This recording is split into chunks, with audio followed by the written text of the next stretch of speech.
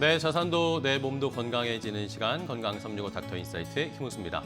자, 오늘은 우리 시청자 여러분들께 오늘 보험에 대해서 아주 자세하게 알려드리려고 합니다. 일단은 수술비 보험 중요하다 말씀 많이 들으셨을 텐데 뭐 실손이나 이런 기본적인 보험뿐만 아니라 수술비 보험이 왜 중요한지부터 자세하게 알아보고요. 보장 분석도 면밀하게 해서 대비해야 하는 이유를 함께 알려드리겠습니다. 그리고 5세대 실손, 이제 실손보험에 또 변화가 찾아옵니다. 이것에 대해서 어떻게 현명하게 대비해야 하는지, 어떤 걸 준비해야 하는지, 내가 가진 실손은 어떻게 해야 하는지 고민들이 많으실 텐데 그 전반적인 대책에 대해서 자세하게 알려드릴 테니까요. 끝까지 함께해 주시기 바랍니다. 자, 그래서 오늘도 보험 닥터 함께해 주실 전문가 세 분을 모셨습니다. 가장 먼저 첫 번째로 만나볼 보험 닥터부터 화면으로 소개해 드리겠습니다.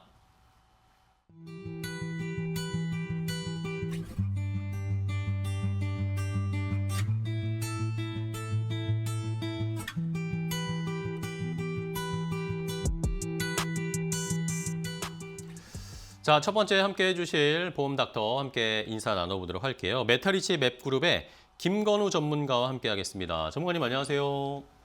안녕하세요. 네, 반갑습니다. 시청자분들께 인사 좀 부탁드릴게요. 안녕하세요. 보험을 단순 설명이 아니라 구조적으로 분석해서 보장 범위를 분석해드리고 있는 김건우 팀장이라고 합니다. 네, 반갑습니다. 자, 김건우 팀장님과 그러면 보험 관련된 어떤 또 궁금증을 해결해 나가볼지 첫 번째 시청자분께서 사연을 함께 주셨습니다. 어떤 고민을 가지고 계신지 첫 번째 시청자분의 사연 함께 확인해 보시죠. 안녕하세요. 저는 올해 30대 중반 직장인입니다. 평소 건강에 큰 문제가 없다고 생각해서 병원 갈 일도 거의 없었는데요. 그런데 얼마 전에 회사 건강검진에서 대장 용종이 발견됐고 의사 선생님께서 크진 않지만 미리 제거하는 게 좋겠다고 하셔서 시술을 받게 됐습니다. 사실 저는 처음에 이건 그냥 간단한 시술이지 설마 수술까지 해당되겠어? 라고 생각을 했는데 입원도 길게 한 게 아니고 치료도 금방 끝났거든요. 근데 주변에서 그것도 보험에서 수술비가 나올 수 있다는 얘기를 듣고 가입했던 보험을 처음으로 자세히 확인을 해봤습니다.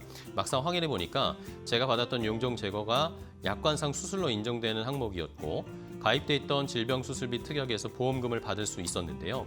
그 일을 겪고 나서 느낀 게 저는 수술이라고 하면 큰 암 수술이나 개복 수술 같은 것만 생각했는데 실제로 우리가 일상에서 흔히 겪을 수 있는 치료들도 보험에서 수술로 인정되는 경우가 많다는 점을 알았습니다. 자세하게 대책을 알려주세요.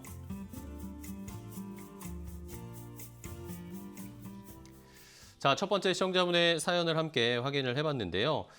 김건우 팀장님과 바로 좀 얘기를 나눠보도록 할게요. 우리 시청자분이 뭐 말씀해 주신 것처럼 뭐 시청자분들 많이 아마 경험해 보셨을 겁니다. 건강검진 하다가 용종 제거하면 그 가격보다 더 많은 아마 보험비를 받으셨을 텐데 실제로 이런 사례들이 굉장히 많죠? 네, 맞습니다. 사실 시청자분들 입장에서는 이 정도도 수술에 해당된다고 생각하실 수 있는데요. 실제로 보험에서 말하는 수술의 기준과 우리가 일반적으로 생각하는 수술의 기준은 조금 다른 경우가 많습니다. 많은 분들은 수술이라고 생각하면 개복 수술이나 큰 중증 수술부터 떠올리시는데 보험에서는 절개 여부나 치료 목적, 의료행위 방식 등에 따라 비교적 간단한 시술도 수술로 인정되는 경우가 있습니다. 대표적으로 대장 용종 제거, 백내장, 맹장, 디스크, 자궁근종 같은 치료들도 약관 기준에 따라 수술비 지급 대상이 될 수 있습니다. 그래서 중요한 건 병이 크냐 작으냐보다 가입한 보험에서 어떤 수술을 어떻게 보장하고 있는지를 확인하는 부분입니다. 네. 그러면 결국에는 어떤 수술을 하느냐도 중요하지만 내 보험이 어떤 수술을 보장해주는 이걸 다 자세하게 확인해 봐야 되겠네요. 네, 맞습니다. 같은 수술이라고 해도 가입한 담보에 따라 보장 여부가 굉장히 달라질 수 있기 때문에 수술비의 구조를 이해하는 게 굉장히 중요합니다. 네. 근데 사실 이제 일반 뭐 시청자분들이나 저희 같은 일반인들은 수술비 종류가 이게 너무나 많아서 이게 뭐 해당되는 건가 아닌가 헷갈리기도 하고 이름도 비슷비슷한 것 같고 그래서 이걸 어떻게 구분하고 준비를 해야 되는지를 좀 알려주셔야 될 것 같아요. 네. 가장 기본적으로 수술비는 질병 수술비와 상해 수술비로 나뉘게 됩니다. 네. 말 그대로 질병 수술비는 몸 안에서 발생한 질병 때문에 수술을 받았을 때 보장하는 구조이고 상해 수술비는 외부적인 사고나 다침으로 인해 수술을 받았을 때 보장하는 구조입니다. 예를 들어 질병 수술비에는 맹장 수술, 디스크, 대장 용종 제거, 자궁 근종, 갑상선 질환, 백내장 같은 항목들이 해당될 수 있고 상해 수술비는 골절, 인대 파열, 교통사고, 낙상사고처럼 다쳐서 수술하게 되는 경우에 해당됩니다. 많은 분들이 여기서 오해하시는 부분이 수술만 하면 다 같은 수술비 아니냐라고 생각하시는 건데요. 실제로는 질병인지 상해인지에 따라 적용되는 담보 자체가 달라질 수 있기 때문에 내가 어떤 상황에서 보장을 받을 수 있는지 확인하는 게 굉장히 중요합니다. 네. 그러면은 결국에는 이게 같은 그냥 수술이라고 이름은 다 똑같이 얘기하지만 이게 질병이 생겨서 하는 수술인지 아니면은 외부적인 충격 사고가 생겨서 발생하는 수술인지에 따라서 달라질 수 있다는 거네요. 네, 맞습니다. 예를 들어 디스크도 퇴행성 질환으로 발생하면 질병 수술비에 해당될 수 있고 사고로 인해 발생했다면 상해 수술비로 적용될 수 있습니다. 그래서 실제 보험금 청구에서는 수술 자체뿐만 아니라 왜 발생했는지도 굉장히 중요하게 봅니다. 그렇군요. 알겠습니다. 그러면 또 이제 보험 관련해서 수술비 대비를 하려면 막 저희가 찾고 정보들 보다 보면 뭐 1종, 뭐 1, 5종 뭐 이런 게 엄청 숫자로 이렇게 표현되는 것들이 많잖아요. 이게 헷갈립니다, 사실. 많은 일반인 분들이. 그래서 이게 어떤 의미인지도 좀 알려주세요. 이 부분이 바로 종수술비라는 부분인데요. 네네. 많은 분들이 수술비는 수술만 하면 동일하게 지급된다라고 생각을 하시는데 네. 실제 수술의 난이도나 위험도에 따라 보험들이 달라지는 구조들이 있습니다. 예를 들어 대표적으로 종수술비는 수술을 1종부터 5종, 1종부터 8종까지 구분해서 보장하는 형태입니다. 네네. 쉽게 말해서 비교적 간단한 수술은 1종, 위험도와 난이도가 높은 큰 수술은 5종이나 고종 수술로 분류되는 구조입니다. 예를 들어 대장 용종 제거처럼 비교적 간단한 수술은 1종이나 2종으로 분류될 수 있고 반대로 가슴을 열거나 머리를 여는 개용술, 개두술 같은 수술은 5종 수술로 분류되는 경우가 많습니다. 그러면 같은 수술비라고 해도 이게 단순히 질병 이름만 보는 게 아니라 실제로 어떤 방식으로 치료를 받았는지도 중요하다라고 아까 언급을 해주셨잖아요. 그러면 종수술비에서는 어떤 기준으로 요 수술을 나누게 되는 건가요? 종수술비는 관열적 치료냐, 네. 비관열적 치료냐 이런 걸로 나뉘게 되는데 개용술이나 개두술처럼 큰 수술은 머리를 열거나 가슴을 열고 수술을 하기 때문에 관열적 수술로 분류될 수 있고 용종 제거나 카테터 수술 이런 부분은 비관열적 수술로 나눠질 수 있는데 이런 부분을 되게 종수술비에선 중요하게 보고 있습니다. 네. 자, 그러면 아까 말씀을 해주신 엔대 수술비 뭐 이 특정 질환을 중심으로 보장하는 구조라고 이해를 하면은 될 것 같은데 시청자분들 입장에서는 기존의 수술비랑 그러면 이게 뭐가 더 다른 건지 또 어떤 특징이 있는지 이게 가장 궁금하실 것 같아요. 그럼 종수술비랑 엔대 수술비 이것을 좀 비교 한번 분석을 해볼까요? 일단 엔제드 수비 먼저 설명을 드리겠습니다. 네, 맞습니다. 최근 보험에서 많이 보이는 16대, 64대, 112대 질병 수술비 같은 담보들은 흔히 엔대 수술비라고 부르고 있습니다. 앞서 설명드린 종수술비가 수술의 크기나 난이도 중심으로 보장하는 구조였다면 엔대 수술비는 특정 질환군을 묶어서 보장하는 구조라고 이해하시면 쉽습니다. 예를 들어 뇌혈관 질환, 심장 질환, 간 질환, 폐 질환처럼 실제 치료비 부담이 큰 질환들을 묶어서 해당 질환으로 수술받았을 때 보장하는 형태입니다. 실제 약관을 보시면 단순히 수술 여부만 보는 게 아니라 특정 질환군을 세분화해서 보장할 수 있다는 걸 확인할 수 있습니다. 네. 그러면 종수술비나 엔대 수술비 차이를 좀 더 쉽게 비교해 설명해 주실까요? 네, 쉽게 설명드리면 종수술비와 엔대 수술비는 보장을 보는 기준 자체가 다르다고 이해하시면 좋습니다. 종수술비는 수술의 크기나 난이도 중심으로 보장하는 구조입니다. 즉 얼마나 큰 수술인지, 관열적 수술인지, 위험도가 높은지를 중요하게 보게 됩니다. 반면 엔대 수술비는 어떤 질병으로 수술했는지를 중심으로 보장하는 구조입니다. 즉 뇌혈관 질환인지, 심장 질환인지, 간 질환인지처럼 특정 질환군 자체를 중요하게 보는 개념에 가깝습니다. 예를 들어 뇌혈관 질환 수술이라고 하더라도 종수술비와 엔대 수술비는 각각 다른 기준으로 보장을 판단하게 됩니다. 먼저 종수술비는 수술의 난이도나 규모, 관열 여부 등을 기준으로 보기 때문에 예를 들어 궤두술처럼 두개골을 열고 진행하는 고난도 수술의 경우에는 고정수술로 분류되어 비교적 큰 보험금이 지급될 수 있습니다. 반면 엔도수술비는 수술의 크기보다 어떤 질환을 치료하기 위한 수술인가를 중심으로 보기 때문에 코일 색전술이나 스텐트 삽입술처럼 비교적 절개 범위가 크지 않은 치료라도 약관상 내혈관 질환 치료 목적의 수술로 인정된다면 보장 가능할 수 있습니다. 그리고 중요한 건 이 두 담보가 서로 완전히 별개 구조이기 때문에 같은 수술이라고 해도 약관 기준에 해당된다면 종수술비와 엔대수술비에서 각각 중복으로 보장받을 수 있는 경우도 있다는 점입니다. 네, 알겠습니다. 자, 이렇게 수술비 관련해서 궁금증을 좀 풀어봤는데요. 김건우 팀장님, 그럼 시간이 이제 거의 다 돼가지고 마지막으로, 그럼 마지막 질문으로 본인 이제 시청자분들이 내가 가진 보험이 어디까지 보장이 되는지, 수술비가 어디까지 적용이 되는지를 잘 살펴봐야 되잖아요. 마지막 핵심 정리를 좀 해주시면 좋을 것 같은데, 시청자분들이 내가 본인 보험, 내 보험이 어디까지 보장이 되는 건지를 어떻게 확인하고 또 마지막으로 준비를 해야 할지 한번 조언 좀 부탁드리겠습니다. 마지막으로. 대부분의 분들이 진단비 중심으로만 가입을 해두고 네네. 실제 수술비 구조는 제대로 확인하지 못한 상태인 경우가 많습니다. 문제는 이런 차이가 실제로는 큰 보장 공백으로 이어질 수 있다는 점입니다. 그래서 단순히 보험이 있다 없다가 아니라 지금 내가 가지고 있는 구조가 실제 치료 기준에서 제대로 작동하는지 확인하는 과정이 꼭 필요합니다. 다만 이 구조는 보험사마다 기준이 다르고 상품마다 설계 방식도 전부 다르기 때문에 혼자서 판단하기에는 한계가 있습니다. 그래서 이런 부분은 한 번 정도는 전문가를 통해서 전체 구조를 점검해 보는 게 가장 현실적인 방법입니다. 오늘 내용이 도움이 되셨다면 본인 보장도 진단비 중심이 아니라 수술비 구조 중심으로 한번 점검해 보시길 추천드립니다. 네. 지금까지 수술비 구조와 3대 질환 보장 구조에 대해서 함께 살펴보았습니다. 네, 알겠습니다. 자, 뭐 결국에 핵심은 말씀해 주신 것처럼 같은 진단이라도 실제 치료 방식이랑 분류가 기준에 따라서 어떻게 달라지는지 이런 것들을 보장 결과가 완전히 달라질 수 있으니까 시청자분들이 잘 판단해 보셔야 하는데 그게 쉽지 않으니 전문가 분들과 함께 분석해 보시는 기회가 필요할 것 같습니다. 자, 오늘 메타리치 맵그룹의 김건우 전문가, 김건우 팀장과 함께 했습니다. 오늘 좋은 정보 자세하게 알려주셔서 감사하고요. 다음에 또 뵙도록 하겠습니다. 오늘 고생 많으셨어요. 고맙습니다.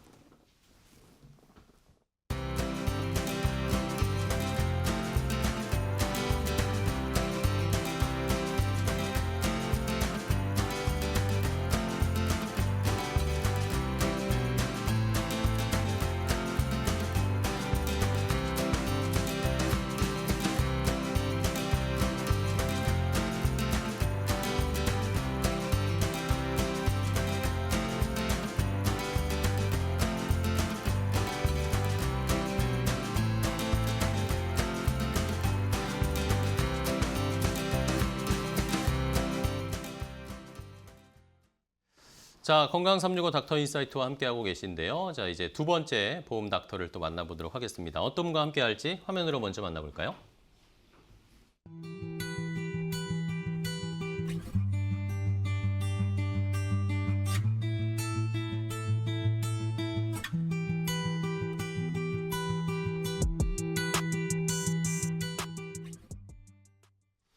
자, 두 번째 함께 해주실 보험 전문가, 보험 닥터와 함께 하겠습니다. 메타리치 맵그룹의 박태용 전문가입니다. 안녕하세요. 반갑습니다. 반갑습니다. 네, 시청자분들께 인사 좀 부탁드릴게요. 네, 반갑습니다. 고객 한 분 한 분의 상황에 맞게 보장을 함께 고민하면서 보험의 가치를 전달하는 보험 전문가 박태영 팀장이라고 합니다. 반갑습니다. 네, 반갑습니다. 자, 박태용 팀장님과는 또 어떤 시청자분의 사연을 함께 확인해 볼까요? 두 번째 또 시청자분이 사연 주셨는데 함께 확인해 보겠습니다. 안녕하세요. 현재 30대 직장인입니다. 평소에는 건강에 큰 문제가 없다라고 생각하며 살았는데 주변에서 갑작스럽게 암이나 뇌혈관 질환이나 심장 질환으로 치료받는 사람들을 보면서 생각이 좀 달라졌어요. 저 역시 보험 가입돼 있지만 막상 큰 병이 생겼을 때 실제 치료비나 생활비까지 감당할 수 있을지 걱정이 됩니다. 특히 암 치료 같은 경우에는 항암 치료 비용이 크다고 들었고 뇌나 심장 질환은 갑자기 발생하는 경우가 많다고 해서 더 불안한 마음인데요. 아직 젊다고 생각하는데 오히려 지금부터 미리 준비하는 게 중요하다는 생각이 들었습니다. 오늘 방송을 통해서 3대 질병에 대해서 정확히 알고 어떤 부분을 현실적으로 준비해야 하는지 도움을 받고 싶습니다.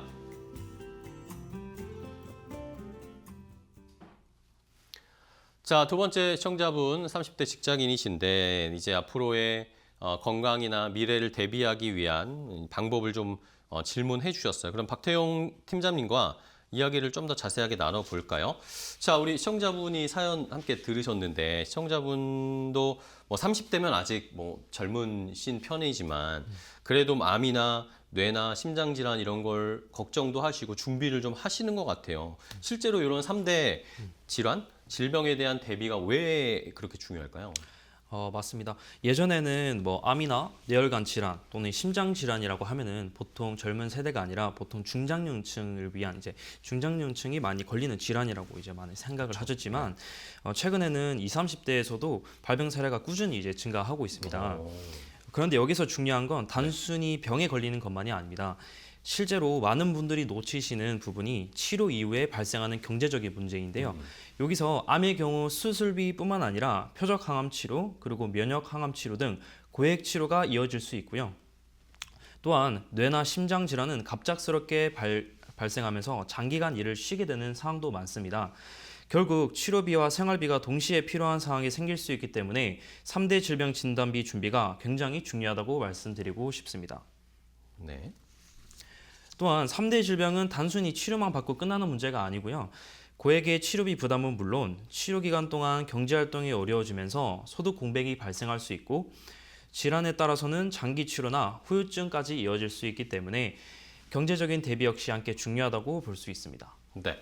자, 요즘에는 뭐 20, 30대 분들도 이런 질환, 3대 질환에 걸리시는 분들이 많으니까 보험으로 또 준비를 많이 하려고 하시는데 근데 이제 많은 분들이 나는 보험 가입돼 있는데 그러면은 내가 가진 걸로 다 되겠지? 라고 막연하게 좀 생각하시는 분들이 많으신 것 같아요. 근데 사실 놓치시는 분들이 꽤 있죠. 네네. 네. 그런 부분은 보통 가장 흔한 경우가 바로 보장 범위입니다. 네네. 예를 들어 뇌 질환이라고 해서 이제 모두 같은 보장은 아닌데요. 많은 분들이 이제 뇌출혈 진단비만 준비되어 있는 경우가 많은데 실제 발병 비율은 뇌경색이 훨씬 높습니다. 또한 이제 심장 질환 역시 마찬가지인데요. 급성 심근경색만 준비된 경우가 많지만 실제로는 협심증이나 화열성 심장 질환 범위까지 폭넓게 보는 것이 중요한데요. 네. 암도 단순히 일반 암만 볼 것이 아니라 유사암 그리고 고액암, 항암 치료 특약 등 실제 치료 환경까지 고려해야 합니다. 즉 보험 이름보다 중요한 건 내가 어떤 범위까지 보장받는지가 제일 중요하다고 할 수 있습니다. 네. 그리고 보험은 가입 자체보다도 어떤 범위까지 보장되는지를 확인하는 것이 중요한데요. 예를 들어 뇌질환은 뇌출혈만 보장하는지 뇌혈관 질환은 전체를 보장하는지를 확인을 해야 하고요. 심장질환 역시 급성 심근경색뿐 아니라 화열성 심장질환까지 혈액성 심장질환 범위까지 함께 체크하는 것이 중요합니다. 암 또한 일반 암 진단뿐만 아니라 항암 치료 특약 등 실제 치료 환경까지 함께 살펴보시는 것이 되게 중요하다고 보실 수 있습니다. 네, 알겠습니다. 자, 그리고 또 이렇게 뭐 30대 뭐 초반이시거나 아니면 더 어리신 뭐 20대 이제 사회생활 막 시작하시는 분들은 아니 내가 실손보험이 있어요. 그래서 실손보험이 충분히 이런 걸로 다 커버되지 않나요? 라고 생각하시는 분들도 꽤 많으시더라고요. 맞습니다. 네. 근데 이게 실손보험이랑 진단비는 분명히 차이가 있잖아요. 어떤 차이가 있는지 좀 짚어주시죠. 굉장히 많이 이제 질문을 주시는 부분인데요. 실손보험은 실제 병원에서 사용한 의료비를 일부 보전해주는 구조라고 이해하시면 되고요. 반면 진단비는 특정 질병이 진단되었을 때 정해진 금액이 한 번에 이제 지급이 되는 형태인데요. 예를 들어 암 진단비가 5천만 원 이상 가입이 되어 있다면 실제 치료비가 얼마 나와 있는지 관계없이 진단 기준이 해당되면 약정된 금액이 이제 지급되는 구조입니다. 그래서 실손보험은 치료비 보완 역할, 진단비는 생활비와 회복기간 대비 역할이라고 보시는 게 가장 이해하기 쉽습니다. 특히 뇌나 심장 질환은 갑작스럽게 발병하다 보니 회복기간 동안 경제활동이 중단되는 경우가 많습니다. 결국 치료 이후 삶까지 고려한다면 실손보험과 진단비는 서로 다른 역할이라고 따로 이해하시는 것이 좋습니다. 실손보험은 실제 사용한 병원비를 보완해주는 반면 이제 진단비는 질병 진단 시 약정된 금액이 정액으로 지급되는 구조이기 때문에 치료비뿐만 아니라 생활비 그리고 치료로 인해 발생하는 소득 공백까지 함께 대비할 수 있다는 차이가 있기 때문에 이 부분은 확실하게 짚고 넘어가시는 것이 좋을 것 같습니다. 알겠습니다. 자, 그러면 우리 시청자분들이 이걸 보시면서 좀 알 수 있게 좀 질문을 넘어가서 네. 3대 질병 진단비가 어느 정도 필요한지를 한번 체크를 해볼 필요가 좀 있을 것 같아요. 많은 분들이 이걸 내가 어느 정도 수준으로 준비를 해야 말씀해 주신 것처럼 보장 공백 없이 잘 준비한 거지라는 걸 저희가 스스로 판단하기 좀 쉽지 않더라고요. 그래서 3대 질병 진단비는 어느 정도 수준으로 준비하는 게 좋을까요? 보통 이 부분은 이제 연령, 소득, 가족 상황에 따라 다 달라질 수가 있습니다. 다만 중요한 건 치료비 자체보다도 내가 일을 못하는 기간을 고려해서 생각을 해야 된다는 점입니다. 네네. 예를 들어 월 생활비가 이제 300만 원인 가장이라면 6개월에서 1년만 소득이 끊겨도 이제 가계의 부담이 상당히 커질 수가 있습니다. 그래서 단순히 입원비 개념이 아니라 생활자금 개념으로 접근하는 것이 되게 중요한데요. 그리고 최근에는 의료기술이 발전하면서 생존율이 높아졌지만 그만큼 치료 기간도 길어지고 있습니다. 결국에 중요한 건 완치 이후에도 삶을 유지할 수 있는 준비입니다. 진단비는 단순히 치료비만 대비하는 것이 아닙니다. 치료 기간에 필요한 생활비, 간병에 대한 부담, 그리고 회복 기간 동안의 경제적 공백까지 함께 대비하는 역할이 중요합니다. 네, 알겠습니다. 자, 그러면은 또 팀장님 말씀 나누다가 시간이 거의 다 됐는데 마지막으로 3대 질병 대비해서 우리 시청자분들이 꼭 이것은 알고 계셔야 한다. 이건 대비해야 된다라고 핵심 포인트 좀 짚어주시죠. 네, 핵심 포인트는 이제 세 가지로 나뉠 수 있는데요. 첫 번째는 보장 범위를 넓게 보는 것. 두 번째는 치료비뿐만 아니라 생활비 공백까지 고려하는 것. 그리고 세 번째는 건강할 때 미리 준비하는 것입니다. 이렇게 이제 3대 질병은 누구에게나 발생 가능성이 있기 때문에 대비 여부에 따라서 이후의 삶의 방향은 정말 크게 달라질 수 있습니다. 그래서 단순히 보험 하나 가입했다는 안도감보다 내 상황에 맞는 보장 구조인지 어느 정도까지 넓게 보장이 되어 있는지가 꾸준하게 내가 가져갈 수 있는 보험인지를 확실하게 점검을 해보시는 게 굉장히 중요하다고 말씀드리고 싶습니다. 네, 알겠습니다. 자, 이렇게 팀장님과 이야기를 나누는데 실손보험은 당연히 뭐 저희가 기본으로 가져가는 거 이외에도 3대 질병 진단할 수 있는 또 진단비 대비할 수 있는 보장은 충분히 준비를 하셔야 된다는 거. 누구에게나 갑자기 찾아올 수 있는 위험을 대비할 수 있도록 준비해 주시기 바랍니다. 자, 메타리치 백그룹의 박태용 전문가, 박태용 팀장과 함께했습니다. 오늘 좋은 정보 자세하게 알려주셔서 감사하고요. 다음에 또 뵙도록 하겠습니다. 오늘 고생 많으셨습니다. 네, 감사합니다. 고맙습니다.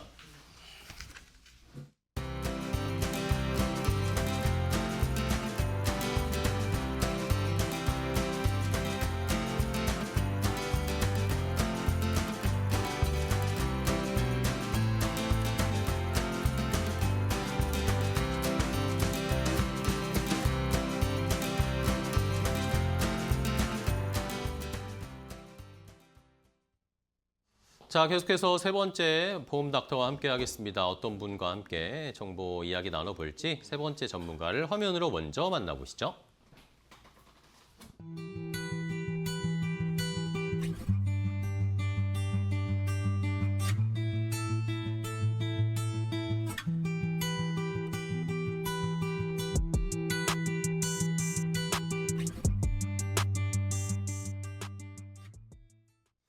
자, 세 번째 함께할 보험 닥터 만나서 인사 나눠보죠. 메타리치 웹그룹의 김수현 전문가입니다. 안녕하세요. 반갑습니다. 네, 안녕하세요. 네, 반갑습니다. 시청자분들께 인사 좀 부탁드릴게요. 네, 안녕하세요. 저희 오늘은 5세대 실손 관련해서 전체적으로 좀 말씀을 드리는 시간을 가져보도록 하겠습니다. 김수현 상무입니다. 네, 반갑습니다.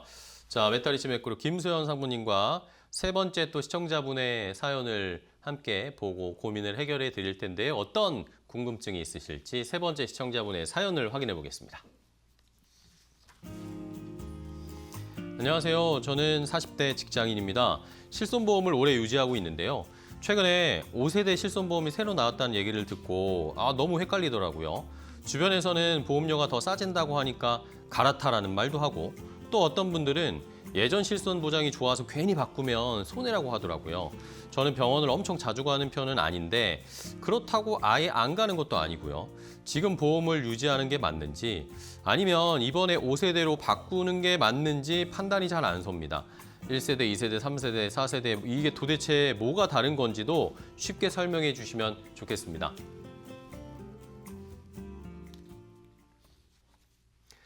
자, 이렇게 세 번째 시청자분의 사연을 함께 들어봤습니다. 그럼 김수현 상무님과 전문가님과 함께 이야기를 더 나눠보도록 할 텐데요.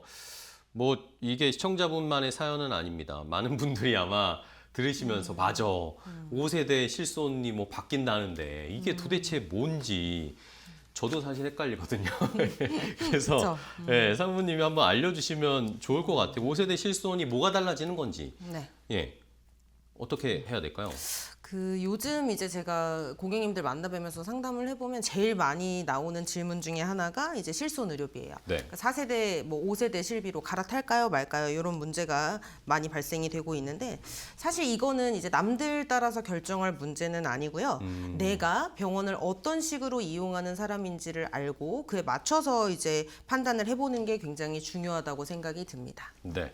자, 그래서 오늘 한번 자세하게 요 실손보험, 5세대 실손보험을 좀 체크를 해볼 텐데, 그러면은 일단은 제일 뭐 가장 시청자분도 궁금해 하셨던 게 1세대부터 2세대, 3세대 거쳐서 지금 5세대로 바뀐다고 하잖아요. 이게 왜 이렇게 계속 바뀌어 온 건지부터 좀 알아야 될 것 같습니다. 네. 자, 실손보험은 사실 말 그대로 이제 실제로 쓴 의료비에 대해서 보상을 해주는 보험이에요. 실제로 손해본 의료비에 대한 보상을 받는 보험이거든요. 근데 시간이 지남에 따라 건강보험이 적용이 되지 않는 비급여 치료 비중이 높아짐에 따라서 보험사에서 지급을 하는 비급여 의료비의 항목들도 굉장히 많이 늘어났어요. 화면 보시면 6년 사이에 네. 비급여 의료비가 거의 한 70% 가까이가 늘어났거든요. 그래서 그 정도 늘어나는 보험사의 손해율 때문에 손해율을 줄이기 위해서 보험사 입장에선 보험료를 조금 올릴 수밖에 없게 되고 결국에는 전체 가입자의 보험료 인상의 부담으로 다가올 수밖에 없게 되었다. 그래서 사실은 실손보험이 계속해서 변경을 해온 겁니다. 그러면은 결국에는 이게 폭넓게 보장을 해주던 실손보험이 결국에는 좀 집중되는 부분도 있었고 시간이 지나면서 그걸 조금 조정을 해야겠다라고 하면서 계속 1세대, 2세대, 3세대로 바뀌어 온 거라고 생각하면 될까요? 그렇죠. 네. 그래서 한마디로 정의를 하면 예전 실손보험 같은 경우에는 보장이 좀 넓고요. 대신에 자기부담금도 낮았고 요즘 실손보험 같은 경우에는 보험료 자체는 낮추는 대신에 보장 자체도 많이 줄었다고 보시면 될 것 같아요. 보장을 조금 더 정교하게 나누는 방향으로 그렇게 개정이 되었다고 생각을 하시면 될 것 같습니다. 알겠습니다. 더 세분화해서 조건을 조금 더 네, 까다롭게 했다라고 좀 봐야 되겠네요. 그렇죠, 그게 그렇죠. 진화될수록. 자, 그러면은 좋습니다. 그렇게 세대별로 계속 바뀌어 왔는데 그러면 또 이번에는 또 왜 바뀌는 겁니까? 5세대 이제 5세대 실손보험이에요. 이 5세대 실손보험에는 그럼 정확한 취지, 뭐 의도, 목적이 뭡니까? 네, 이번 5세대 실손보험 같은 경우에는 방향이 굉장히 분명한데요. 네. 정말 필요한 보장 위주로 개편을 좀 했어요. 이제 그러다 보니까 급여 항목, 건강보험 적용이 되는 급여 의료비, 그다음에 중증 질환에 대한 의료비, 그다음에 치료비 부담이 좀 큰 중증 질병 이런 부담 쪽은 조금 더 챙기고요. 반대로 비중증인 비급여 항목에 대해서는 조금 더 엄격하게 관리하는 방향으로 엄격하게 관리한다는 건 이제 보험금을 조금 덜 주겠다는 얘기죠. 그래서 그렇게 좀 개정이 됐고요. 26년 5월 6일부터 얼마 안 됐습니다. 26년 5월 6일부터 변경된 보장 내용으로 모든 보험사의 실손보험이 전부 다 개정되었다고 그렇게 생각을 하시면 될 것 같아요. 그래서 현재는 판매 중인 실비가 5세대 실손보험이다. 그렇게 이해를 하시면 될 것 같습니다. 네. 자, 지난주 정도부터 이제 5월 6일, 5월 초부터 이게 바뀌었는데 이제 판매되는 실손보험은 다 5세대 실손보험이라는 거를 시청자분들도 좀 아셔야 되겠고 그러면 이제 시청자 보시는 분들이나 저희 일반 사람들의 경우에는 이 5세대가 그럼 좋은 거야, 나쁜 거야? 라고 생각을 할 수밖에 없는데 일단은 말씀해 주신 것처럼 부담을 좀 줄이는 취지로 갔다고 했으면 보험료가 싸지면은 저희가 일단은 뭐 통장에서 나가는 돈이 적으니까 좋은 거 아닌가라고 생각할 수 있는데 어떻게 보세요? 근데 이제 보험이라는 건 보험료만 사실 보면 안 되죠. 보험을 가입하는 이유를 우리가 생각을 해보면 보장을 제대로 받기 위해서 사실 보험을 가입을 하시는 거다 보니까 네. 보험료가 낮아지는 만큼 보장도 같이 조금 낮아진다는 걸 염두에 두실 필요가 있고요. 그래서 보험료가 낮아지는 건 장점이지만 어떤 보장이 어떻게 달라지는지에 대해서도 한 번 더 체크를 해보실 필요가 있다. 병원을 거의 안 가시는 분들한테는 5세대 실손보험이 굉장히 매력적인 상품이 될 수 있어요. 보험료 자체가 굉장히 저렴하기 때문에. 그런데 도수치료나 뭐 체해충격파 같이 내가 좀 정형외과 위주로 거의 치료를 많이 받는 상황이다라고 하면 비중증 비급여 치료라고 우리 얘기를 보통 하는데 이런 치료를 많이 받으시는 분들한테는 사실은 오히려 좀 불리할 수 있습니다. 왜냐하면 보장 자체가 조금 많이 줄어들었기 때문에 그렇고요. 내가 이제 보험료가 저렴해진 게 중요한 게 아니라 내가 어떤 보장을 거의 주로 보험금 혜택을 보는지를 사실 판단을 해보실 필요가 있을 것 같아요. 알겠습니다. 자, 그러면은 본격적으로 한번 더 자세하게 비교를 해볼까요? 우리가 앞에서 1세대, 2세대, 3세대, 뭐 4세대까지 왜 이렇게 바뀌었는지에 대해서는 알아봤는데 그러면 실제로 뭐가 차이가 있는지를 한번 좀 자세하게 좀 알려주세요. 네네. 세대별 실손보험을 이제 큰 틀에서 조금 정리해서 지금부터 한번 설명을 드릴 네. 건데요. 먼저 1세대 실손보험부터 설명을 좀 드리면 화면 보시면 네네. 1세대 실손보험 같은 경우에는 이제 2009년 10월 이전에 나왔던 상품을 우리가 1세대 실손보험이라고 얘기를 하고요. 흔히들 구실손이라고도 얘기를 많이 합니다. 명칭을. 이 시기에 이제 1세대 실손보험의 특징 같은 경우에는 표준화 이전의 실손보험이기 때문에 모든 보험사가 다 각기 다른 개별 약관이 적용이 되던 시기예요. 그래서 보험사별로 내가 필요한 보장을 조금 찾아서 가입해야 되는 경우가 있었다. 이게 이제 큰 특징이라고 볼 수가 있겠고요. 네. 이어서 이제 두 번째 특징은 자기 부담금이 굉장히 적어요. 그러니까 요즘 나오는 실비랑 조금 비교를 해보면 차이가 굉장히 많이 나는데 자기 부담금이 5,000원에서 한 10,000원 정도로 굉장히 낮았고 병원비가 그럼 거의 100% 가까이 보장이 되는 실손이었다. 굉장히 좋은 실손이었고요. 그다음에 마지막 세 번째 특징은 네. 비급여 치료 관련해서도 치료별로 이제 구분하지 않고, 그러니까 예를 들어 뭐 도수 치료 따로 구분해서 보상을 해준다든지, 뭐 체해 충격파는 보험금을 덜 드립니다, 뭐 이런 게 아니라 치료별로 구분하지 않고 폭넓게 비급여 항목을 모두 보장을 해주는 실손보험이었다. 그래서 사실은 가입자 입장에서 내가 이제 보험금을 받는 수익자 입장이라고 생각을 해보면 굉장히 체감했을 때 만족도가 높은 그렇겠네요. 그런 실손보험이었다고 볼 수가 있어요. 다만 이제 1세대 실손보험 같은 경우에는 혜택이 많은 만큼 갱신 시점에 보험료가 많이 올라갈 수 있다는 문제가 있었고요. 5년 주기로 보통 갱신이 되는데 보험료가 이제 오랫동안 그동안 유지하셨던 분들이 계시잖아요. 2009년부터 유지를 해왔다면 그럼 보험료가 많이 올라서 사실은 보장 자체는 너무 좋은데 보험료가 조금 무겁다. 이렇게 그쵸 그렇게 느끼셨던 고객님들이 되게 많았습니다. 그러니까 1세대는 뭐 보장을 받거나 받는 금액도 거의 100%를 받을 수 있어서 매우 좋았지만 아마 지금까지 들고 계셨다면 한 달 보험료가 매우 높아져 굉장히, 있을 그쵸. 가능성이 높겠네요. 그렇죠. 맞아요.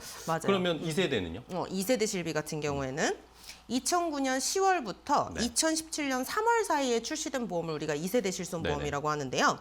이때부터 이제 상품 구조가 표준화가 되기 시작을 합니다. 그래서 아까 전에 1세대 실손보험은 개별 약관이 적용이 돼서 보험사마다 다 각기 다른 약관이 적용이 된다고 말씀을 드렸는데 2세대 실손보험부터는 이제 표준화가 되면서 어느 보험사든 모두 동일한 약관이 적용이 되기 시작을 하고요. 그래서 보험사별로 크게 차이가 없어졌다. 그러니까 다 같은 실손보험이라고 생각을 하시면 됩니다. 2세대 실손부터 그렇게 됐고요. 가장 크게 달라진 게 이제 자기부담금 항목인데요. 네. 1세대 실손보험은 거의 100% 다 나온다고 아까 제가 네네네. 말씀을 드렸는데 2세대 실손보험부터는 이제 선택형과 표준형을 골라서 가입을 할 수가 있었어요. 내가 만약에 선택형을 골라서 가입을 했다라고 하면 자기부담금이 10% 수준이고요. 표준형 실손 지금 화면에 크게 나와 있는데 네네네. 표준형 실손으로 내가 만약에 선택을 했다고 하면 자기부담금이 한 20% 정도 발생이 되는 그런 실비로 가입을 하셨을 거고요. 갱신 주기도 조금 달라졌어요. 네네. 갱신 주기. 화면 보시면 2세대 실손보험부터는 이제 매년마다 갱신이 보험료가 되고요. 그러니까 보험료가 변경되는 주기가 매년마다 변경이 된다. 그다음에 2세대도 실손보험이 좀 여러 번 개정이 되다 보니까 네네. 2013년 4월에 출시된 실손보험부터는 매년 주기로 보험료가 갱신이 되고요. 15년 주기로 만기 조건이 붙어 있어요. 그래서 15년 주기로 보험을 계속 바꿔줘야 되는 15년 뒤에는 만기가 되니까 보험이 끝나서 그때 나와 있는 이제 안 좋아져 있는 뭐 그런 실비로 바꿔야 되는 그런 조건이 새로 생겼고요. 이거는 사실 보험사가 손해율이 높아짐에 따라 생긴 조항이라고 볼 수가 있겠습니다. 네. 그다음에 2세대 실손보험 같은 경우에는 보장률 자체는 여전히 또 괜찮은 편인데 내가 병원을 적게 가더라도 전체 가입자의 손해율에 따라서 내 보험료가 결정이 되기 때문에 여전히 이제 보험료가 많이 올라갈 수 있다. 내가 병원을 많이 안 가지만 보험료 인상 부담은 같이 져야 되는 그런 게 사실은 조금 아쉬운 부분이었다고 볼 수 있어요. 나는 막 병원에 많이 안 가는데 이게 보험료는 차츰 올라가니까 약간의 불편함이나 불만이 좀 있으셨을 것 같고. 그러면 3세대로 바로 또 넘어가 볼까요? 네, 3세대. 3세대 실손보험 우리가 이제 흔히 얘기하는 착한 실손이라고 얘기를 많이 하는데요. 시기는 이제 2017년 4월부터 21년도 6월까지 판매된 실손을 우리가 3세대 실손보험이라고 네네. 하고요. 3세대 실손부터 굉장히 중요한 변화가 시작이 되는데 바로 뭘까요? 비급여 3종 특약이 분리가 되는 거죠. 네. 네네. 그래서 비급여 3종 특약이라 함은 어떤 거냐면 화면에 나와 있는 것처럼 하단에 이제 작은 글씨로 써 있는데 도수 치료, 체외 충격파, 뭐 증식 치료, 그다음에 주사제, 비급여 주사제, 우리 수액 주사 얘기하는 네네네. 거고요. 비급여 MRI 이런 특약들은 따로 분리를 해서 기본 보장에서 제외가 되고 특약으로 분리해서 따로 관리를 하겠다. 이제 그렇게 개정이 되게 됐습니다. 네네. 그 덕분에 보험료는 이제 이전 세대 실비보다는 좀 낮아졌지만 비급여 치료 항목을 내가 치료를 받는다라고 했을 때는 자부담이 훨씬 올라가는 문제가 생겼고요. 기본 비급여 항목은 20% 자기부담금이 적용이 되고 비급여 도수 치료, 뭐 주사제, MRI 치료 같은 치료는 비급여 3종 치료라고 하는 치료는 30%까지 자기부담금이 인상이 되게 됐습니다. 이제 그러면서 보험료가 좀 저렴해진 장점이 있는 거죠. 알겠습니다. 보험료는 조금 부담이 적어졌지만 이제 비급여 항목 같은 경우에는 보장 내가 내야 되는 돈이 좀 늘어나는 그런 그렇죠. 식으로 3세대에서는 바뀐 거네요. 그렇죠. 자, 그러면은 또 이제 가장 최근인 4세대로 가볼까요? 네네. 4세대 실손보험은 한 문장으로 정리를 하면 네. 가장 큰 특징이 비급여 치료를 많이 받으면 보험료를 많이 낸다. 그러니까 그전 세대 실비 같은 경우에는 사실 내가 병원을 많이 안 다니더라도 다 같이 보험료가 올라가서 나도 보험료를 같이 많이 내야 되는 상황이 생겼다면 4세대부터는 개별로 할인할증을 적용하기 시작을 했어요. 자동차 보험처럼. 내가 무사고 만약에 보험금을 많이 안 탄 사람이라면 보험료가 할인이 되기도 하고 보험금을 많이 탄 사람이라면 보험료가 할증이 되기도 하고 그런 구조로 본격적으로 변경이 되기 시작을 했고요. 자기부담금도 사실 많이 인상이 되게 됐어요. 그러니까 보험료를 전체적으로 많이 할인을 해주면서 동시에 이제 보험금을 많이 안 주겠다. 이렇게 좀 변경이 됐다고 생각을 하시면 되는데 3세대 실손보험보다 급여나 비급여 항목에서 10%씩 10%가 사실은 적어 보이지만 굉장히 큽니다. 그쵸? 네, 네. 그래서 20%, 30%가 자기부담금으로 책정이 되게 됐고요. 자기부담금이 대폭 늘어나기 때문에 보험료가 조금 할인이 되더라. 이제 그렇게 생각을 하시면 될 것 같습니다. 비급여 치료가 많으면 보험료도 많이 갱신될 수 있는 게 4세대 실손보험의 또 한 가지 특징이라고 볼 수가 있겠고요. 알겠습니다. 자, 그러면 이렇게 과거의 4세대까지를 하나씩 정리를 해봤고 시청자분들이 내가 여기에서 몇 세대에 포함되어 있는지를 좀 체크를 해보실 필요가 있을 것 같고 그러면 이제 제일 중요한 게 이제 5세대 실손 시대로 완전히 바뀌었습니다. 네. 그러면 이게 그전의 4세대랑 지금의 5세대의 가장 큰 차이점은 뭐예요? 가장 큰 차이점을 크게 세 가지로 나눠서 네, 세 개나 설명을 있나요? 세 가지로 나눠서 설명을 좀 드리면 보험료가 낮아졌어요. 지금 화면에 보시면 주계약과 특약 1, 특약 2로 분리를 해서 나오게 됐고요. 네. 보장을 사실은 특약 1, 특약 2는 고를 수가 있어요. 그러니까 내가 가입을 안 하고 싶으면 가입을 안 할 수도 있는 구조로 되어 있다 보니까 4세대 실손이랑 대비해서 생각을 했을 때는 보험료가 한 30% 정도 더 저렴하고요. 1, 2세대랑 비교를 하면 한 50% 가까이 보험료가 많이 절감이 됐다. 두 번째 특징은 보장의 중심이 이제 급여 항목 치료, 그다음에 중증인 비급여 치료 위주로 좀 구성이 바뀌었다라고 생각을 하시면 되는데 입원 보장은 큰 틀에서 봤을 때는 4세대 실손보험이랑 거의 유사하고요. 네네. 통원 치료하는 거, 내가 왔다 갔다 치료하는 부분에 있어서는 건강보험 본인 부담률과 좀 연동이 되게끔 바뀌었어요. 그래서 그것 때문에 자부담이 약간 올라간 측면이 있기는 합니다. 여기에 4세대 실손보험까지는 보상이 안 되던 임신 출산 관련된 보장이 추가가 됐고요. 좀 추가로 더 네네. 보장을 해주는 거고요. 발달장애 관련 보장도 조금 더 보장이 추가가 됐습니다. 그래서 추가된 항목들도 있다. 그다음에 세 번째 특징도 한번 말씀을 네네. 드릴게요. 세 번째 특징은 비중증 비급여 치료에 대해서는 보장을 좀 더 엄격하게 바꿨다. 엄격해졌다는 건 보장을 조금 안 해주겠다는 덜 얘기죠. 해주겠다. 네, 덜 해주겠다는 얘기죠. 그래서 비중증 비급여 치료 같은 경우에는 저 자료를 좀 보시면 네. 자기 부담금이 50%까지 최대 올라갔습니다. 50%까지 올라갔고 통원 치료 같은 경우에는 50%와 5만 원 둘 중에 큰 금액을 공제하고 돌려받는 방향으로 바뀌었기 때문에 이건 왜 이렇게 바뀐 거냐면 과잉 우려가 많은 그동안 이제 뭐 도수 치료라든지 비급여 수액 주사라든지 이런 거 관련해서는 보상을 그냥 안 해주겠다. 그러니까 얘네들은 보상에서 아예 제외가 돼서 빠지게 됐고요. 그 외에 MRI나 이런 항목에 대한 것도 자부담률이 확 올라갔어요. 50% 이렇게 올라가면서 비중증 환자분들이 받는 이런 치료에 대해서는 보장을 조금 덜 해주겠다. 이제 이렇게 좀 바뀌었다고 생각을 하시면 될 것 같습니다. 네, 알겠습니다. 자, 이게 뭐 자세하게 설명을 해주시고 결국에는 5세대로 바뀐 건 중증 질병에 대한 건 그대로 좀 보장을 해주는 방향으로 가는데 이제 비중증이 아닌 자주 빈번하게 발생하는 비급여 진료에 대해서는 조금 더 까다롭게 하겠다. 맞아요. 라는 거네요. 네, 맞습니다. 아주 정확하게 정리를 해주셨고. 그러면은 시청자분들이 아까 제가 초반에 질문했던 것처럼 이게 보험료만 싸졌다고 해서 정말 좋은 게 아닐 수도 있겠다라는 생각이 좀 드는데 네, 맞습니다. 내가 자주 쓰는 보장이 여전히 필요한가? 아니면 내가 어떤 치료나 병원을 자주 가지? 이런 것들을 잘 봐야 될 것 같은데요. 그렇죠. 네. 아주 정확하게 짚어주셨는데 전환이 이제 유리할 수 있는 경우를 제가 좀 말씀을 좀 네네네. 드릴게요. 병원 이용이 많지 않은 고객님들. 그러니까 예를 들어 나는 병원 치료를 그렇게 많이 안 다닌다. 특히나 비급여 치료, 뭐 도수 치료, 뭐 주사, 수액 주사 이런 치료를 나는 거의 평소에 안 받는다. 사실 그러면 굳이 비싼 보험료를 내면서 1, 2세대 실비를 유지하는 것보다는 5세대 실비로 바꾸는 게 보험료를 낮추는 데는 그렇겠네요. 훨씬 더 효과적일 수 있고요.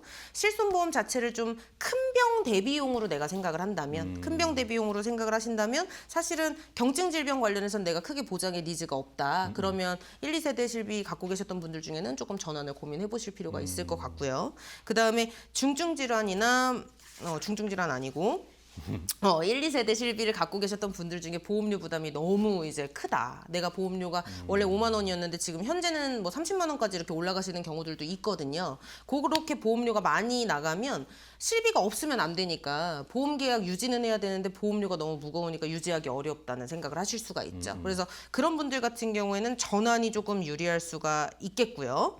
다만 이제 바꾸면 안 되는 경우도 있을 수 있겠죠. 네. 바꾸면 안 되는 케이스는 허리나 목이나 어깨 치료 이런 거, 도수 치료, 정형외과 치료를 나는 주로 많이 받는다. 이제 이런 경우에는 사실은 5세대 실비로 바꾸면 보장 체감이 굉장히 많이 떨어질 그렇겠네요. 수 있어요. 네. 이거 괜히 바꿨는데 이거 실질적으로 한 1, 20% 차이, 퍼센트로는 1, 20% 차이가 나지만 실질적으로 청구를 했을 때 돌려받는 금액은 엄청나게 크게 차이가 날 수가 있거든요. 50%, 60% 가까이 차이가 날 수 있기 때문에 이런 경우에는 조금 바꾸는 걸 지양하시는 게 좋을 것 같고 내가 이제 바꿀까 말까 이렇게 고민하시는 경우가 있을 것 같아요. 시청자분들 중에는 이제 그런 분들은 딱 세 가지만 보시면 되는데요. 내가 지금 월 보험료를 얼마나 내는지 체크해 보실 필요가 있고 최근 1, 2년 동안 실손보험으로 수령한 보험금이 많은지 적은지 얼마 정도 내가 수령을 했는지 이런 거 체크를 한번 해보시면 되고 앞으로도 비급여 치료를 자주 받을 가능성이 있는지 이런 거를 한번 체크를 해보시면 좋은데 화면 한번 보시면 네. 잘해볼까요? 네, 설명해 주시죠. 네. 연간 보험료를 좀 많이 내시는 경우 보험료 연간 납입한 금액이랑 보험금 수령한 금액을 조금 비교해 보실 필요가 있어요. 네. 이 화면이 아니고 다른 화면인 것 같지만 아무튼 화면을 보면 이제 연간 내가 실제로 보험료 납입한 금액 총 금액이랑 실손보험금 수령한 금액을 비교를 해서 둘 중에 이제 보험료는 내가 많이 냈는데 보험금 청구를 굳이 많이 하진 않았더라. 그러면 굳이 1, 2세대 실비를 계속 유지할 필요가 없이 전환하는 게 유리할 수가 있겠죠. 네. 반대로 이제 내가 보험료는 좀 많이 내고 있어요. 1, 2세대 실비를 갖고 계셔서 보험료는 많이 내지만 비급여 치료를 계속해서 받고 있고 보험금 수령액이 납입했던 보험료보다 좀 큰 상황이라면 맞아요. 저 화면. 요거 나왔네요. 보시면 돼요.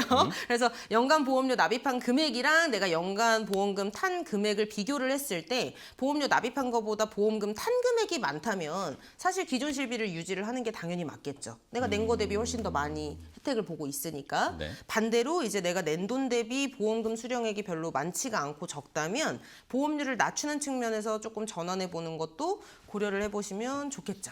네. 자, 그러면은 결국에 말씀해 주신 것처럼 5세대 실손으로 바꿀까 말까, 바꿔야 하나 말아야 하나라고 생각하시는 분들은 말씀해 주신 것처럼 내가 뭐 일상적으로 병원 많이 막 드나드시지 않으시면은 오히려 바꾸는 게 유리할 수도 있겠다. 그렇죠. 라는 거죠. 네, 근데 그렇죠.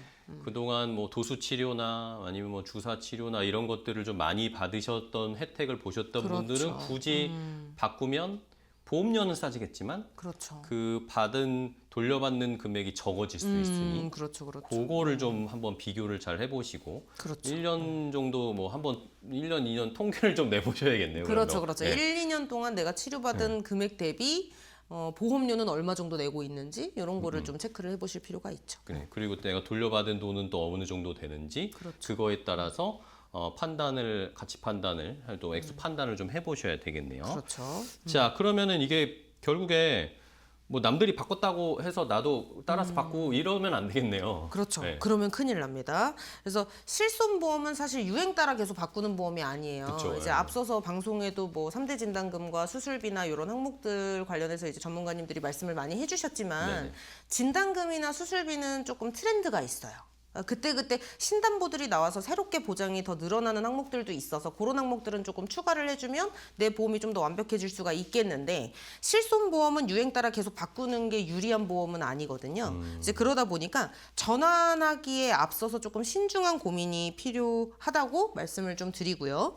5세대 실손보험 같은 경우에는 보장 만기가 또 정해져 있어요. 보장 만기가 정해져 있어서 옛날 1세대, 2세대 실비 같은 경우에는 만기가 길었어요. 네네. 뭐 90세 만기, 80세 만기, 100세 만기 이렇게 길었었는데 5세대 실비 같은 경우에는 5년 주기로 재가입을 해야 되는 조건이 또 붙다 보니까 내가 만약에 1, 2세대 실비를 갖고 있다 5세대로 전환을 한다면 5년 뒤에 또 그때 나와 있는 안 좋아져 있는 실비로 또 바꿔야 되는 그러니까 실비를 그러네요. 계속 안 좋은 방향으로 리모델링을 할 수밖에 없는 그런 상황이 초래가 될 수 있기 때문에 전환에 앞서서 이제 내가 주로 병원 치료를 많이 어떤 거를 많이 받는지 이런 거를 조금 고민을 해보실 필요가 있고 자부담이나 아까 제가 설명드렸던 것처럼 30% 50%까지 최대 자부담이 발생할 수 있으니까 비급여 진료량이 많은 고객님들 같은 경우에는 전환을 조금 신중하게 고민을 하실 필요가 있을 것 같습니다. 알겠습니다. 자, 이렇게 막 헷갈리고 어려우셨을 텐데 오늘 한번 좀 정리를 쭉 해주셨습니다. 이제 뭐 시장에서는 뭐 바꿔야 된다, 5세대 실손이 나왔다라고 해서 나도 그냥 바꿔야 되나라고 그냥 덜컥 옮기시는 분들도 계실 수 있는데 나의 상황에 맞춰서 해봐야 된다는 거죠. 네. 내가 병원 얼마나 자주 가는지, 비급여 치료는 얼마나 자주 받는지, 그거에 따라서 내가 1, 2년, 3년 과거에 어느 정도로 좀 돌려받았는지 그런 것들을 한번 잘 확인해 보셔야 될 것 같습니다. 자, 이렇게 오늘 5세대 실손보험 어려우셨을 텐데 한번 쫙 정리를 해봤습니다. 메타리치 맵그룹의 김수현 상무님과 함께 이야기 나눠봤는데 오늘 또 좋은 정보 자세하게 알려주셔서 너무 감사하고요. 다음에 또 보험 관련 궁금한 점 있으면 또 출연 부탁드리겠습니다. 오늘. 네, 감사합니다. 네, 감사합니다.